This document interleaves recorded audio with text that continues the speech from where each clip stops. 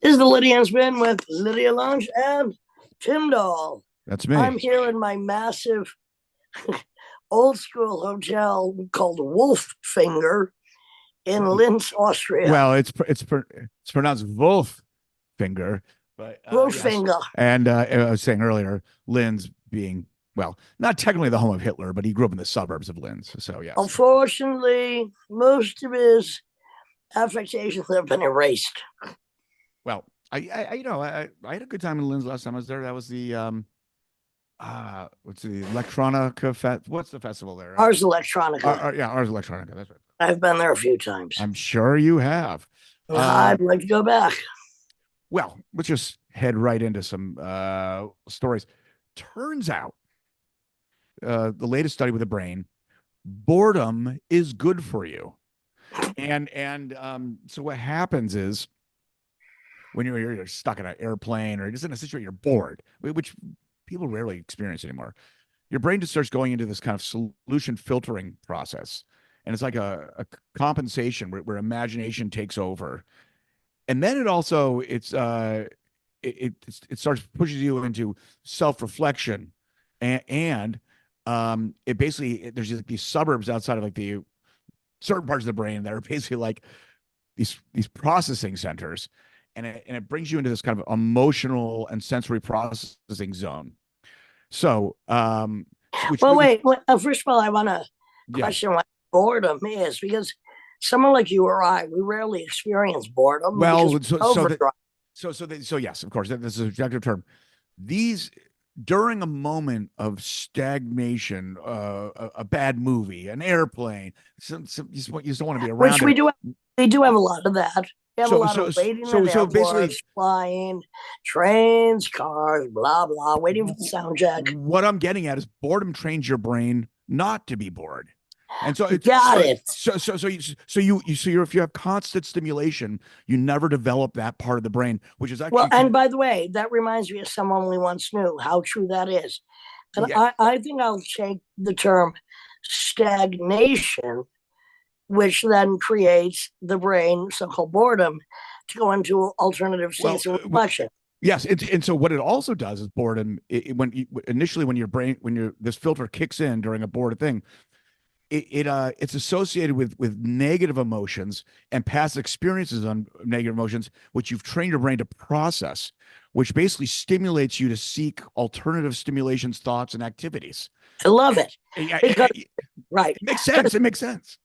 Because when I say you and I are never bored, it's probably because we have to be in a state of stagnation very often. That means waiting on trains, in the airport, playing, cars. So if you don't, so the danger is in the new era of overstimulation, or if you're looking for alternative means besides your own brain solution to overstimulation, it's a direct path to anxiety, depression, all these things. Because without that stimulation, and problem solving is like a primal thing of just of being sustainable and coming up with your own solutions. It's actually a problem, and also it doesn't allow you to figure out difficult emotional states, which this part of the brain is part of associated with. So that's why you also see a lot of kids. I love this, because a lot of kids, like, they can't handle anything emotionally. They can't handle anything outside of that's what's been spoon fed to them. So which is why I love spending times alone and quiet, no one there, nothing to do. But I don't call it. I'm just like in another zone, because of how much when we are in another zone, we're so overactivated. I get it.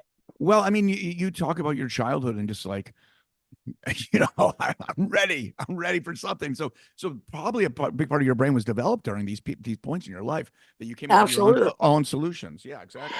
Well, and I think that when I was a teenager and we didn't have the overstimulation of the internet chronic 24/7, we'd have to wait for the record we wanted to come out. We'd have to wait to go buy it. And a lot of that waiting was definitely, we didn't think of it as a good time, but it helped us to. But you're developing actually essential parts of your brain. Absolutely. During this time. I love it. Well, of course, there's some people who play devil's advocate. They're like, well, it just brain's malleable to the new tools, and we'll see where that really I think goes. Tim, I think it's why I loved the pandemic. I was Oh, having a very good time during the pandemic. I loved all the stasis.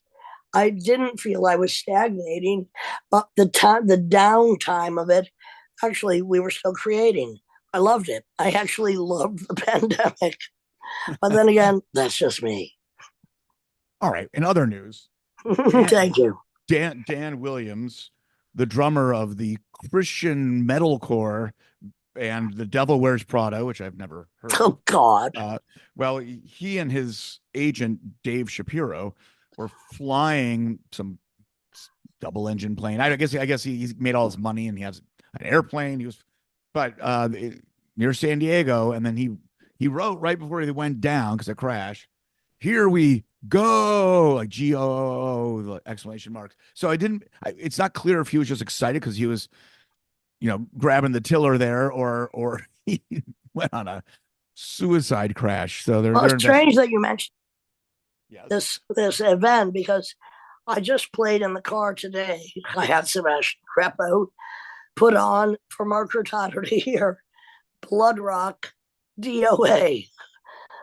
If you remember the song, we were flying along and hit something in the air. What inspired this? About a plane crash, which is very Alice okay. Cooper from the group out of Texas, Blood Rock. And he made a long song talking about crashing and dying like you're waiting, your blood is flowing down your body. I know the thing you're talking about happened while I was listening to Blood Rock DOA. It's like that TWA that went down in the Long Island Sound, I don't know, a couple decades ago, 3 decades ago, probably, or something like that. Or that Air France that was going from Brazil. And, when you're that high up and you go down, down hard. Well, they calculate it's like, it's like 50 seconds. It's like almost a minute. When your adrenaline's pumping like that's an eternity. I mean, that must be. I don't fear flying because I don't fear anything. I'm going to bed. Take it over, Tim. Good night. All right. So we had a little chop suey with the Wi-Fi from Lynn's hotel. So we're going to go right into the introduction to our guest this week, Grace Bergere, who is involved in all types of things. And actually, I'm going to include, we want to announce what's going on. Very soon, she's going to be on the Scott Lips Lip Service Live podcast brought to you by Spin Magazine Presents at the bitter end on June 4th with Eugene Hutz. And then she's also performing with two former guests, Joseph Keckler, Bibbe Hansen, at Art Yard in New Jersey on June 7th. And then she got an exciting summer here. She's going to tour the West Coast with Puzzled Panther, and they're going to be opening up for Gogol Bordello in late July. So look out for that. But she's got some fun stories, and she is our guest at this week's Lydian Spin.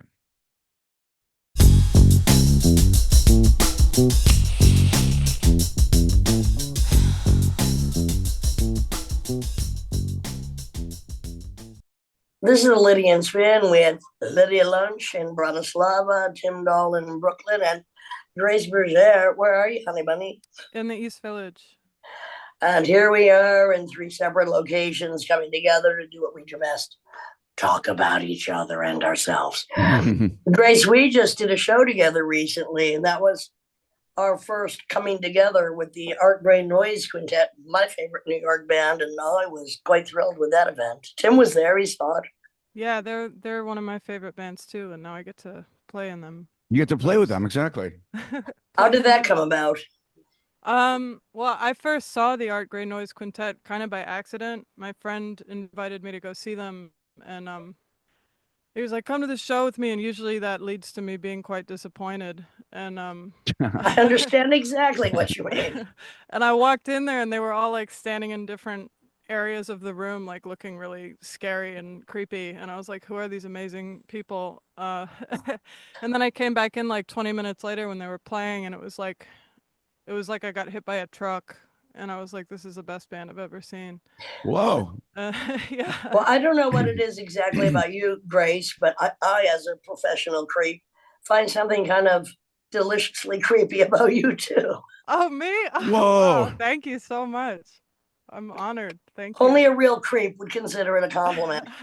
And listening to your new record that came out a few months ago, A Little Blood, a little really, on Eugene Hutz of Gogol Bordello's label, Casa Gogol.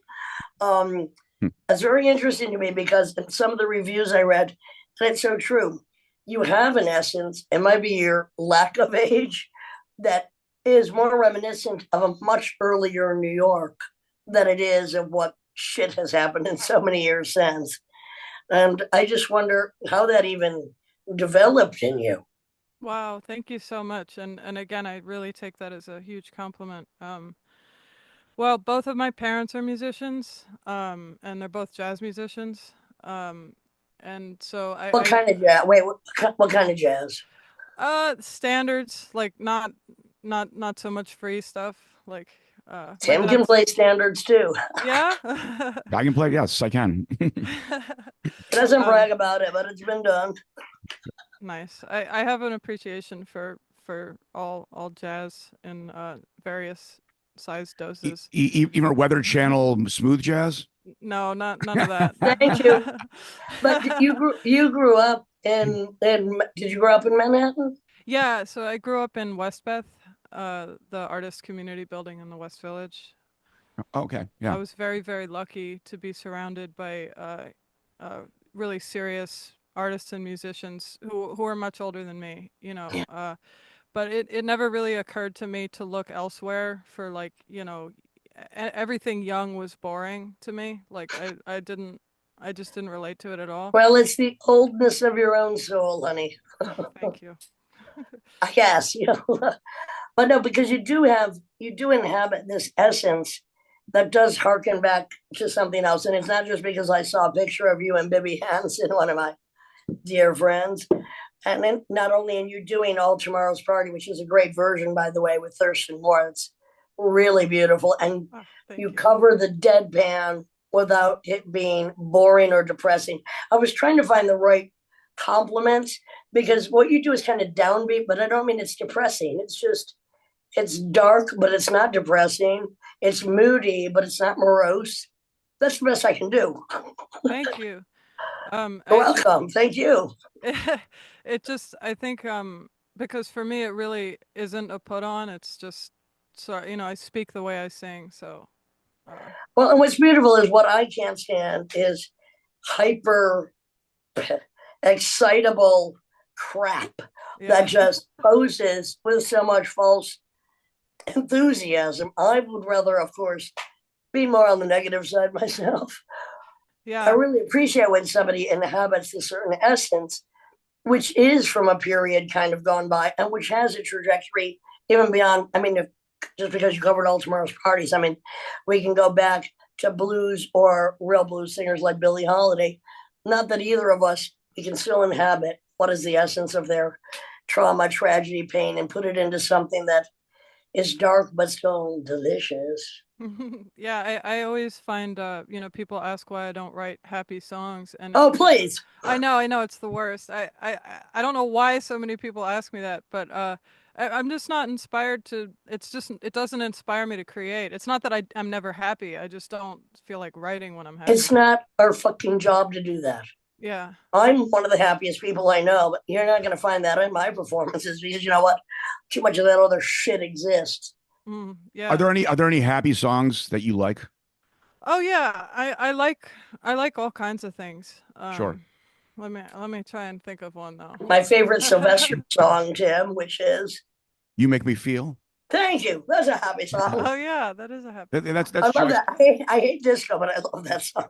What do you think about obviously it's all abstraction, so some people think, oh, minor's sad and major's happy, which is a bunch of bullshit, but there is a general vibe of an accompaniment that is maybe comes across as maybe more positive, and some music stuff comes across as more dark.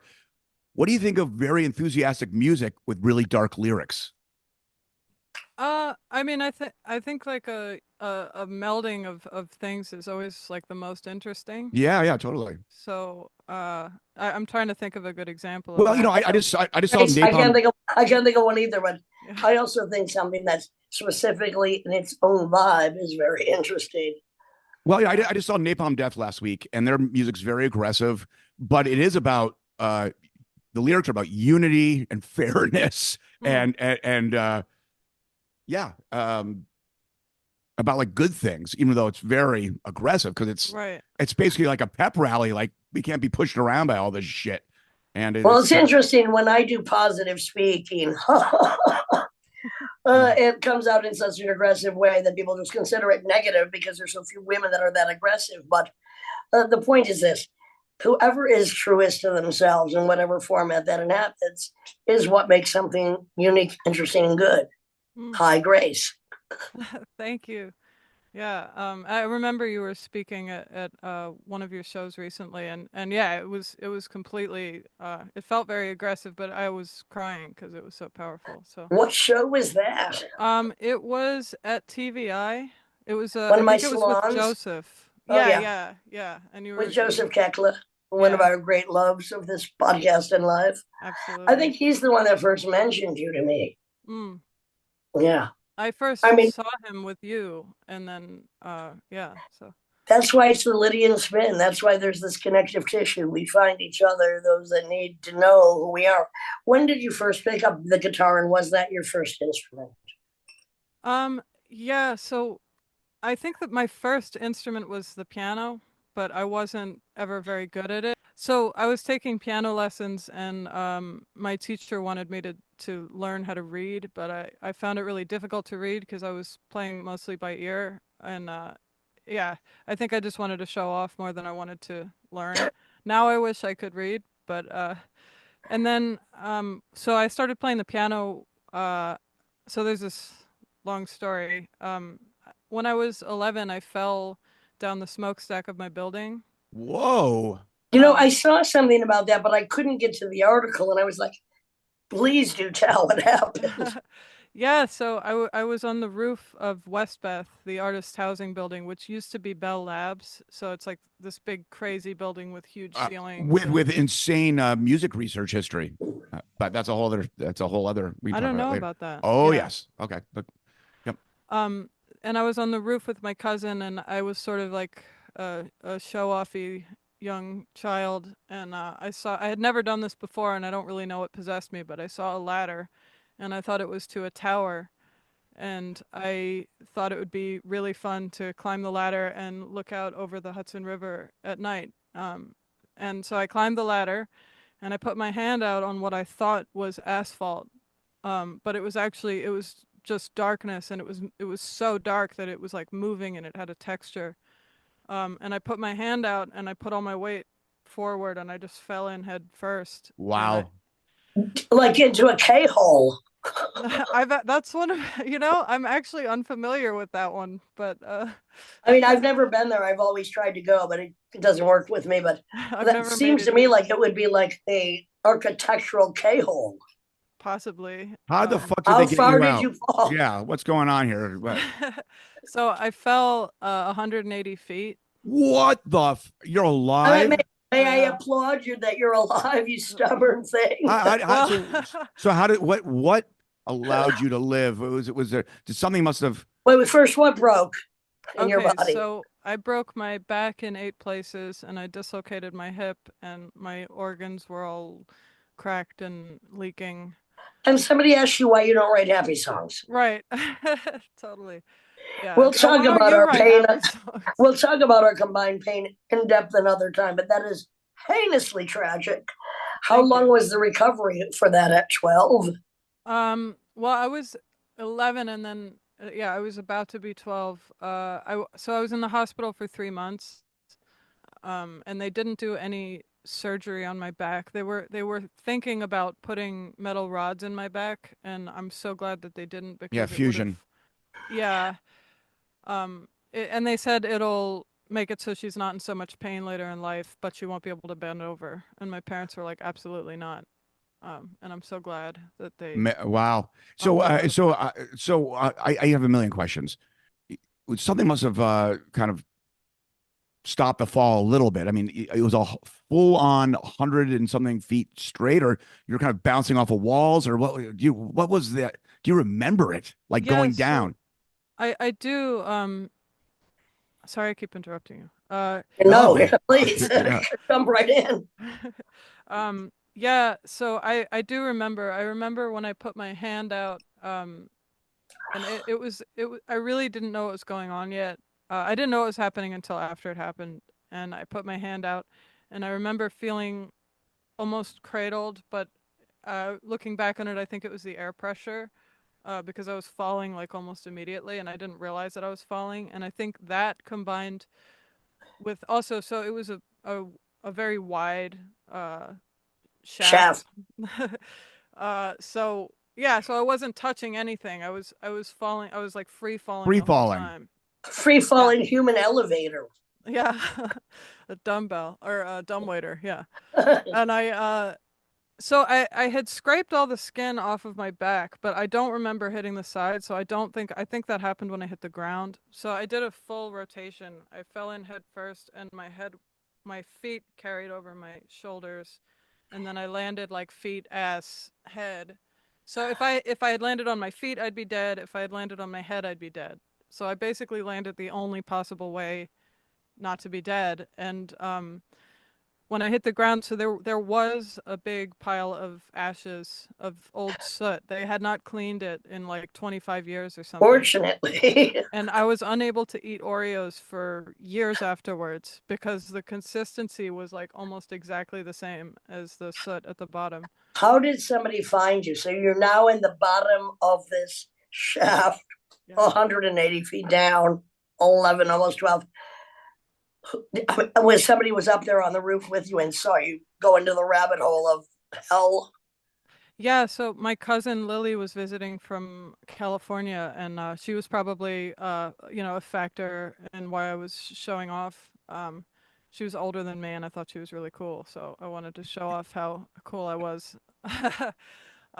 So she didn't know what happened, so she just went downstairs. She took the stairs to my dad's apartment and said, "Hey, I was with Grace, and then now she's not here, and I don't know where she went."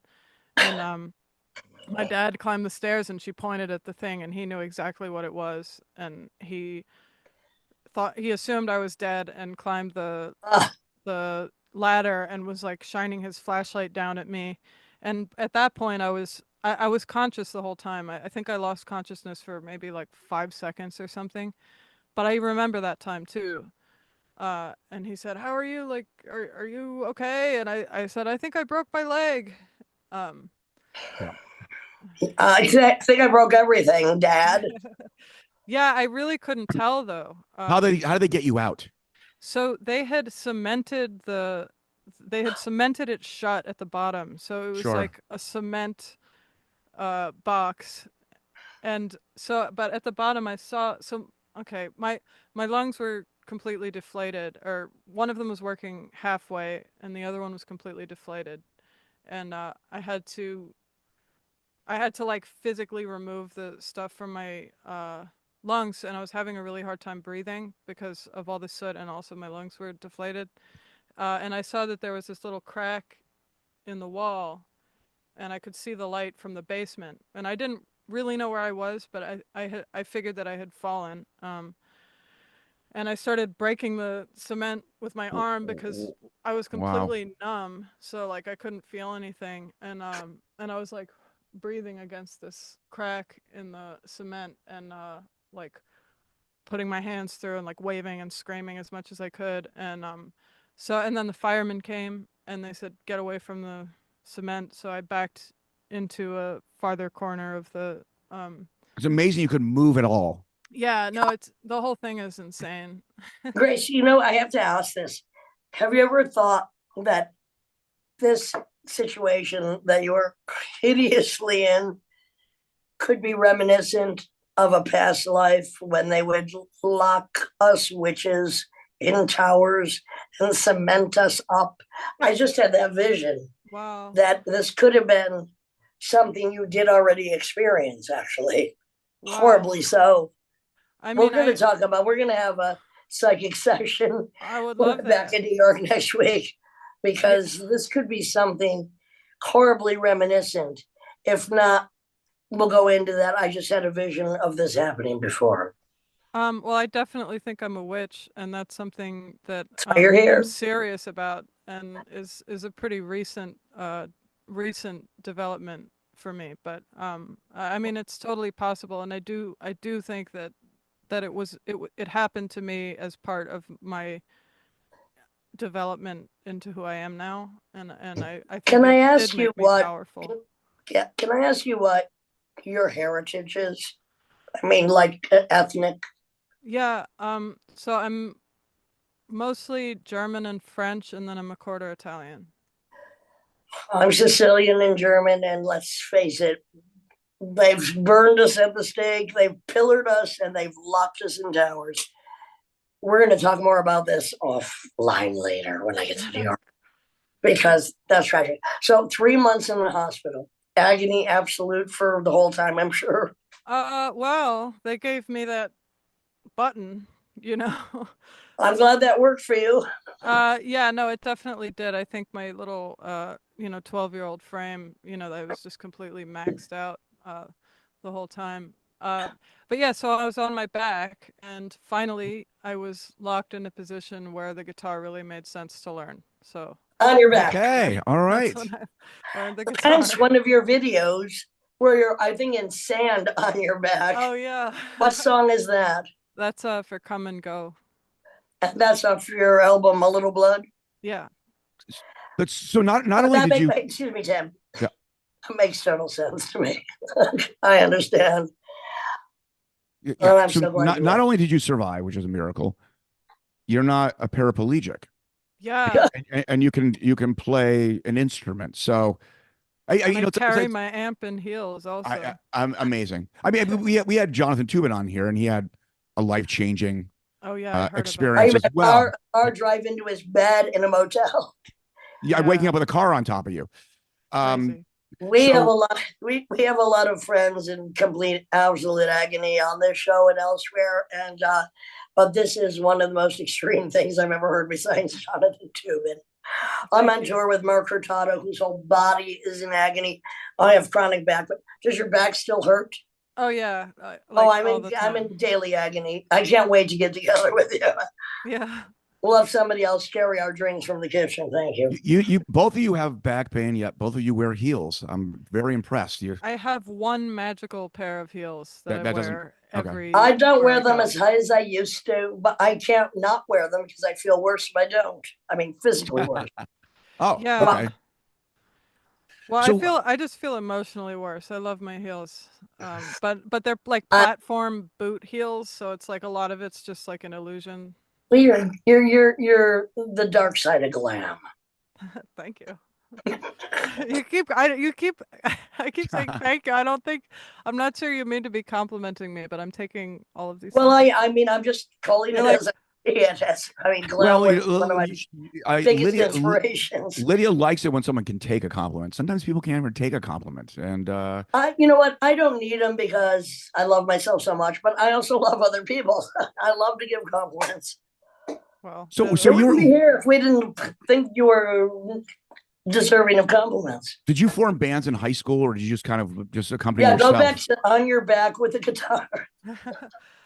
So yeah, I was on my back with a guitar. I wasn't really writing anything yet. It didn't occur to me to write anything yet. You first have to learn how to use the instrument to whatever design you want to. Right. It took me a long time before it occurred to me to write, and the first person who inspired me to write was Elliott Smith, because he was so I don't know, just something about him. He didn't seem confident, and he seemed like he kind of felt like shit about himself, and he was very honest, and also I knew that he didn't like his voice, and I never liked my voice. And let's just stop there for a minute. Everybody else loves it, honey, so you better get fucking used to it. And if you don't like it, you can change it. No, well, now I like it. Okay, good. now, yeah, I not, and I didn't only grow into it, but I also decided that it wasn't inauthentic for me to use it like an instrument. And now, so now I use it and a lot of my favorite musicians are affected as hell. And that's something I had to come and to. infected with not only pain and agony, but every other kind of psychosis as well. Welcome to the club, sister. Glad you're here. Me too. So you're in bed, you're playing, learning, you're just playing the guitar. What were you listening to at that point? Like recovery, post recovery. So your parents were jazz musicians, standards. But what music were you getting into at that point? Well, when I was like probably 11 to 15, I because I was really cool with my mom, so there was no like musical rebellion going on. Like she was listening to Joni Mitchell, so I was listening to Joni Mitchell, and she was listening to David Bowie, and I was listening to David Bowie, and David Bowie went period. like Ziggy Stardust. Aladdin Sane, Diamond Dogs, two of my Yeah. favorite. Joni Yeah. Mitchell, what period? All Mainly Court and Spark over and over again. okay. Um, yeah. I mean, and then so I didn't really come to discovering music until I was about 15, like on my own. Oh, what And a late bloomer. Really? well, Come on. and yeah, so Elliott Smith was Is that huge. because you couldn't get out of bed to go to a record store that might not have existed at that point? I think I was so there was always different music playing in the house, Right. and this is something that sort of followed me, which is that I'm not really an aficionado in anything. I like a lot of different things, and I'm really grateful that I'm somebody who can listen to almost anything and find something about it that is interesting, I can whether relate I to you on like it that or one. not. I can relate to you on that one. What do you think, Grace, at this point with your album, A Little Blood? What do you think were some of the highlight of inspirations that got you to that point of that sound?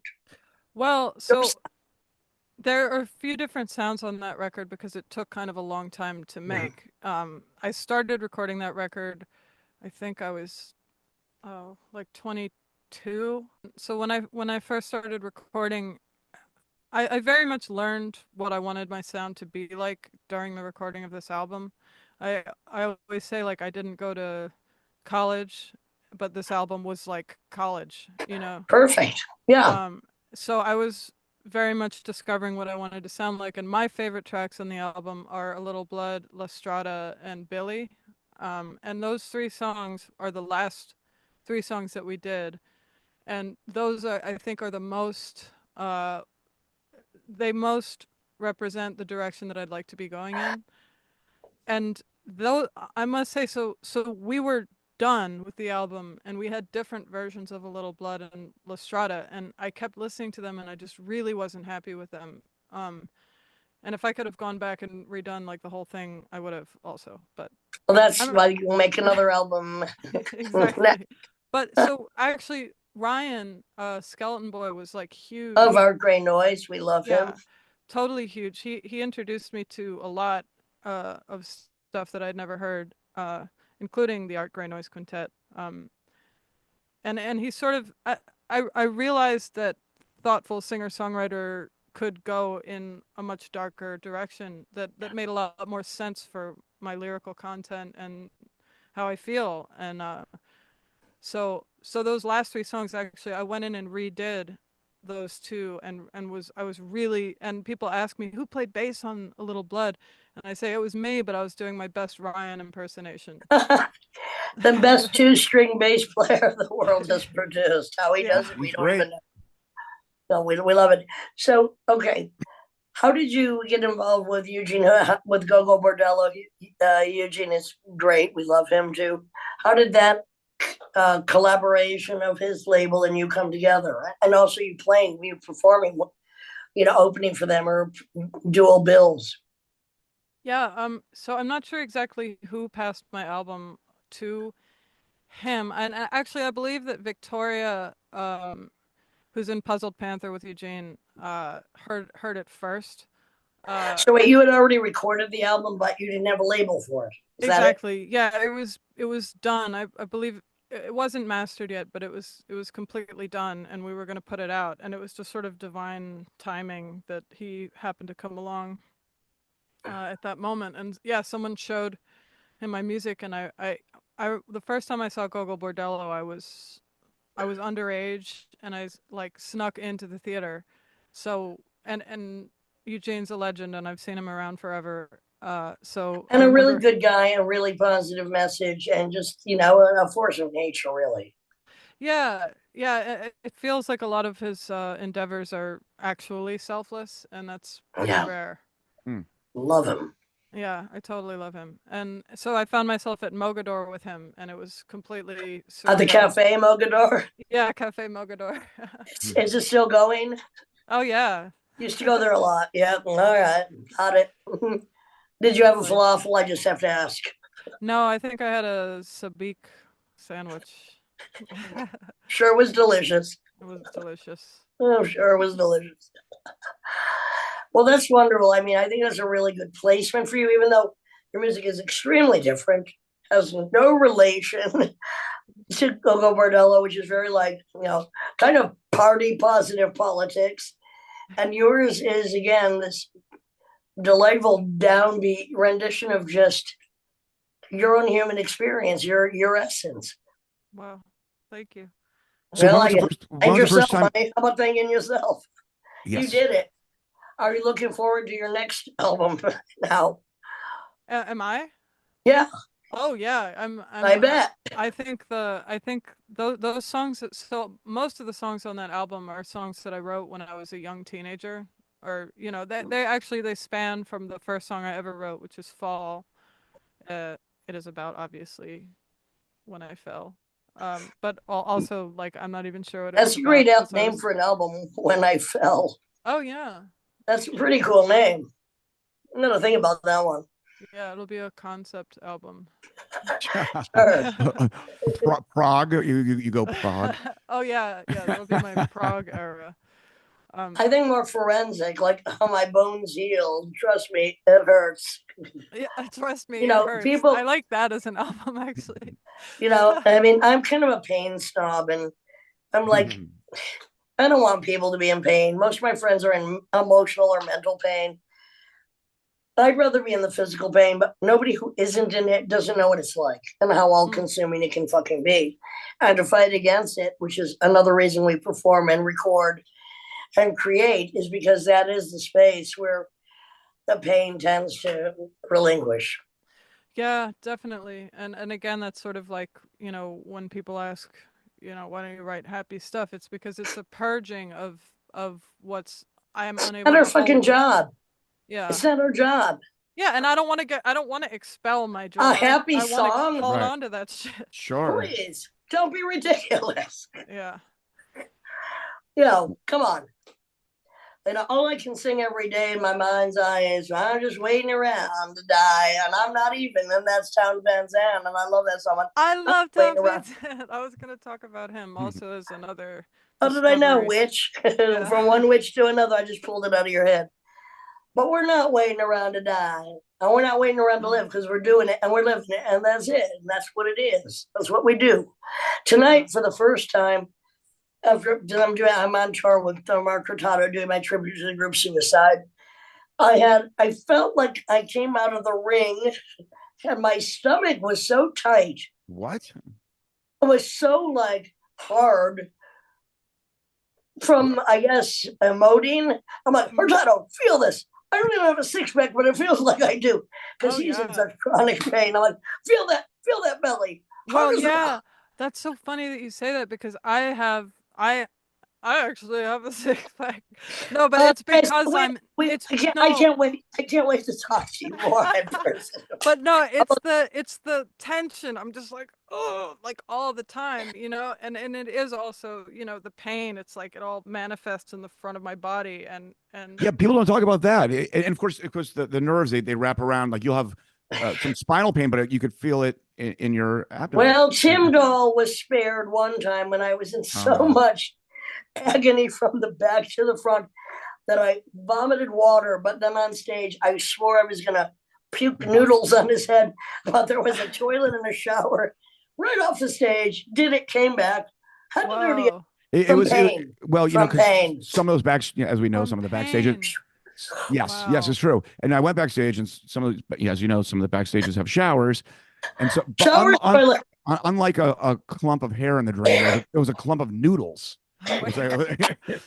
In the shower. But I made it back to the stage, and I didn't puke on Tim Dale's header pedals. That would have been a disaster. But that was from Pain. Wow. Wow. I can't wait to get together with him. Yeah, me too. To compare our horror stories. And here we are. But you know what? When I'm sitting down, I'm not in pain. Are you in pain right now? Not so much. No, especially not so much now. Not so much. Especially with the humidity the way it is. That's impressive. Okay. Oh, yes. I mean, my solar plexus.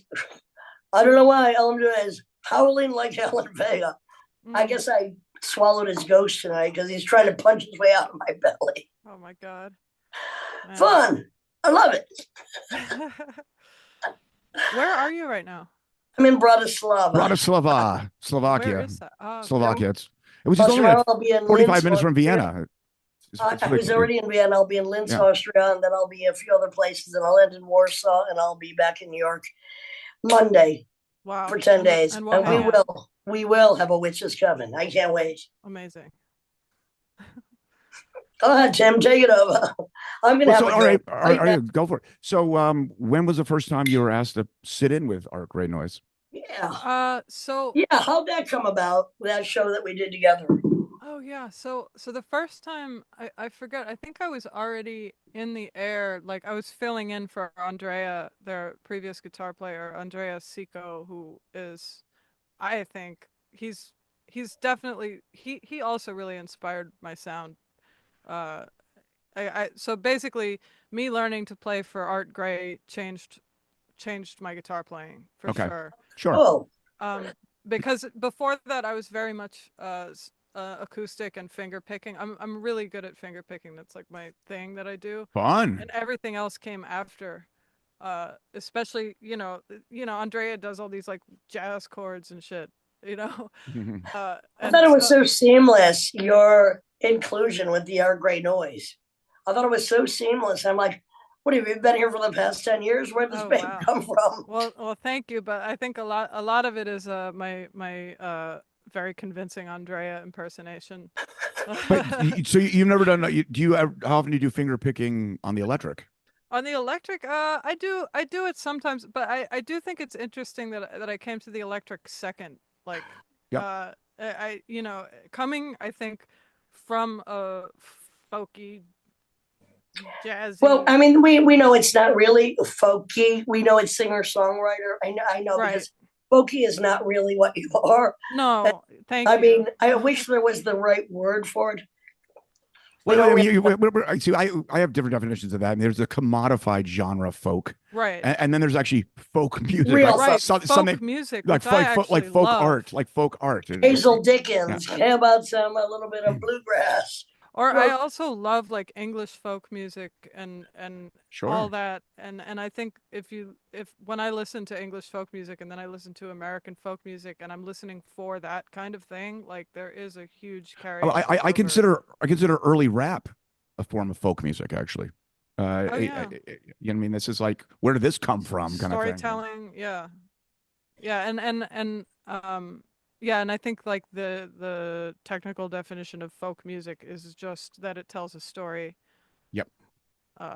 So I want to know more about Ryan, our friend Skeleton Boy, exposed you to some things you might not have known before. We love people that can expose us to anything new. This is why one reason we do this podcast is for us to also encourage people. We might not.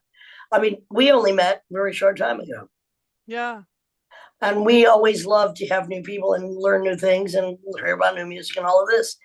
So while you're finishing your album, which took a while, you said, what do you think in the next step of your phase? What was inspirational to you going to the next place? And again, I'm just going to say All Tomorrow's Parties, which you do with Thurston Moore, is great. It's a great version. Thank you. It really is. It's really cool. I mean, again, it's not that it's downbeat because the original, of course, was, but it's just, I want to say it's like down level. It's kind of like down level. I'm just inventing that word now. So in other words, there's no fucking bullshit or hype. It's just where it should be. And by the way, I see you play pool in some of your videos. I want to Oh say yeah. it's in the pocket. Thank you. I love playing pool. Are you a shark? Are I you a am. pool shark? I am. I just How did outed I know? myself. I had a Damn it. feeling you're a pool shark and you're a skateboarding shark. I'm much better at pool, but Do you ever hustle people for money at a bar for playing pool? as a woman, I must say you almost don't even have to because they just assume that you don't know what you're doing. Honey, I just pick their fucking pockets. Yeah. No, oh man, I love beating men at pool. I love beating men in general, but that's just about in anything. But it reminds me because one of the lines, the suicide said I do, Harlem, it's sucking like a shark. And that line is so great to me. And it's that Harlem is sucking like a shark, sucking like a shark, sucking like a shark. So when I hear the word shark, and I love sharks, one of my favorite animals. Love them. Sharks and squirrels. Well, that's where we So get I that. had a feeling you were a bit of a shark there. Grace, trust me, if I'm wrong, just tell me. But No, you're we right. have a lot in common there, honey. You're going to play pool, and I'm going to pickpocket them while you're doing it. You're going to bend over, and I'm going to take their wallets. We might have a future in this together. Yeah, we can quit music forever. If only. Sure. I think I made more money pickpocketing than I have. Well, I won't go into that. I am. Going. I'm not guilt free. I just have no guilt, but I'm guilty. Don't feel Nice. it though. Nice. Going back to folk music as a genre. Fun fact, if you would like to hate on things sometimes, Peter, Paul, and Mary never knew each other. It was an industry band, like a boy band, but there was a woman, and they were put together to cash out on the folk craze of the late 60s. Never liked them anyway. They suck. Exactly. Let me tell you this though. Folk, I'm not sure. I consider it folk music. There is an amazing version of Fortunate Son by Creedence Clearwater Revival with John Fogerty. Ed Sullivan show is on YouTube. It's so violent. Oh, weird. About not wanting to go to war, not being a fortunate fucking spoon-fed son. And I have to say, I recommend seeing it because I covered, Run Through the Jungle, Creedence. I love cover songs, especially from bands I once hated. But John Fogerty, Creedence Clearwater Revival, Ed Sullivan show, Fortunate Son is so violent a folk song. Amazing. I'm not sure. Yeah, send it to me, please. I will find it and I will send it. Yeah, yeah, definitely. And like you were saying, also, you just said something really interesting. Bands that you originally didn't like, and that's something that I've noticed in me is that sometimes bands that I hate or really, really can't stand for some reason, I find them abrasive and just repellent, become my absolute favorite thing. Like over, it sometimes takes a few years, but that it depends on your mood too. I mean, I like to cover bands that I hated when I was a teenager, but because of the lyrical content when it's really good. And then people say, what? And I do them very traditionally. I'm just thinking of one song. I hate fucking Steely Dan. Get back, Jack, do it again. That's and so I have crazy a version that's so so traditional, but my vocal technique, it's like a Rorschach test. And people are like, oh my God, I hated that band so much.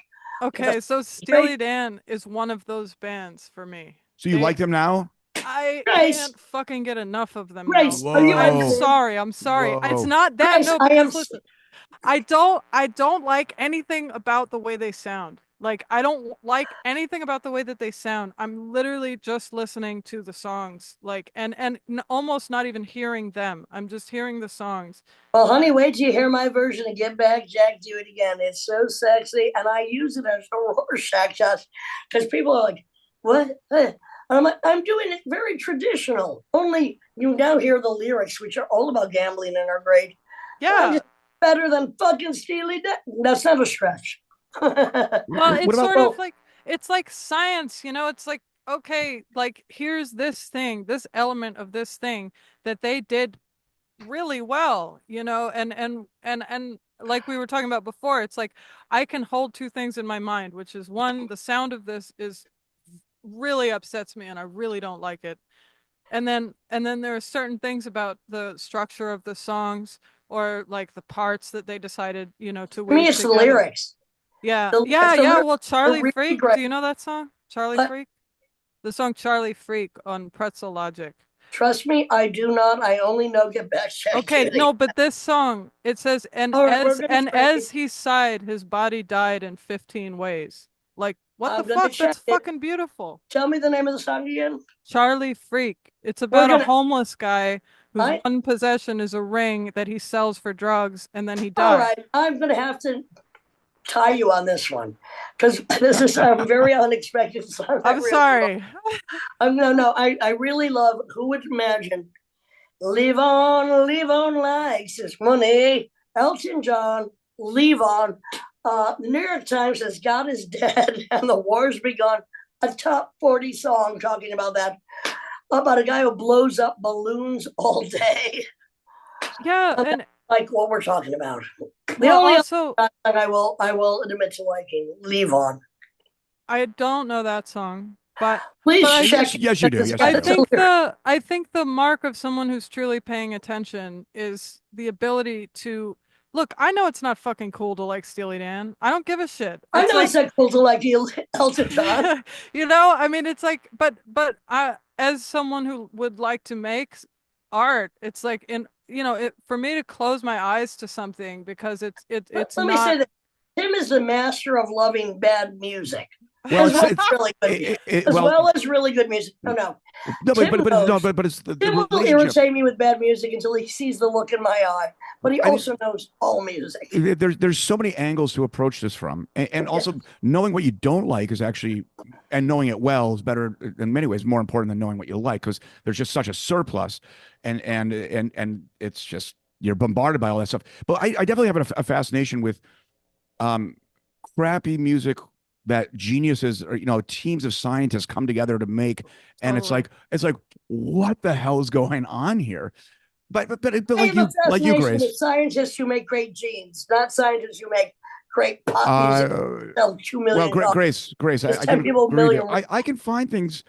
I can find things like basically when I drive in the car, I have it on scan. It switches every 7 seconds, and I stop when something I really like or something I really hate or just something grabs my attention.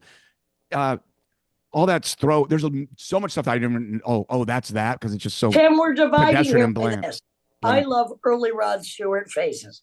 Tim I don't like. I like like. some. Do you think I'm sexy on? I can't take it. No, I like early Rod Stewart. I love early Rod Stewart faces. I like some disco Rod Stewart. I like some new wave Rod Stewart. I, when he goes into like kind of global Oh adult my contemporary, God, that's pretty Chris, bad. That's back to terrible. you.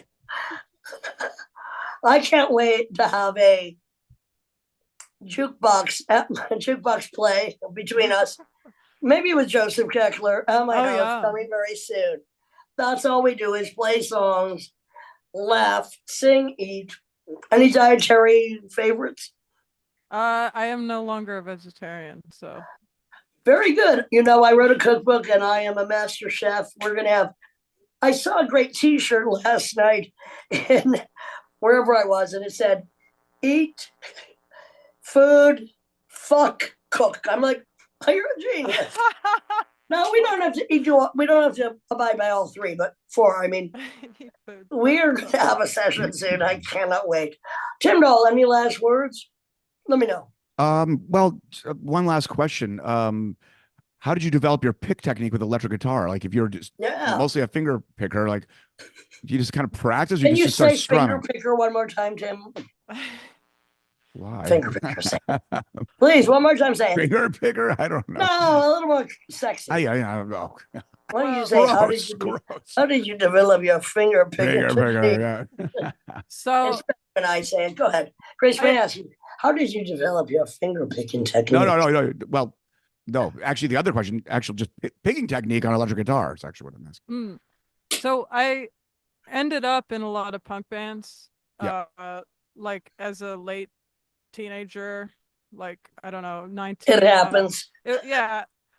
I loved my friends, basically, is what it was. And it was, I supported their message, and punk was never really my thing, but I loved my friends and it was fun to tour and whatever. So one of the tours I ended up filling in with my friend, and we were playing with Steve Ignorant, and that was crazy because I'd never played anything like that before. It was like all crazy down, down, down, down, down, down, down. Like, and I remember like feeling like my arm was gonna fucking fall off. And I bought all these like hand exerciser things.